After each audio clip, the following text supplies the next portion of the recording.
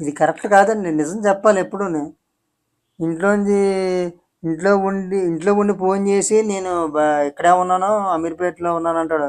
అసలు ఇంటికి అమీర్పేటకి ఎంత దూరం? నే- ఓ నే- ఆ, ఒక 4-5 కిలోమీటర్ల దూరం. ఈ 5 కిలోమీటర్లు నువ్వు వచ్చేసానని చెప్తావు అబద్ధం. అసలు అది ఎలాగా పాజిబుల్? ఏమీ లేదు. నా బాధ ఏంటంటే నువ్వు ఎక్కడున్నావో కరెక్ట్గా చెప్తే నేను దాన్ని బట్టి బయలుదేరతాను ఇంట్లోంచి. అర్థమవుతుందా? లేదు ఇప్పుడు ఇప్పుడు నువ్వు ఎస్ఆర్ఆర్ వచ్చు, నేనేమన్నా పోగొట్టుకోలేదు వచ్చా, మిస్కమ్యూనికేషన్ అయ్యి. నేను కుకట్పల్లిలోనే ఉన్నాను.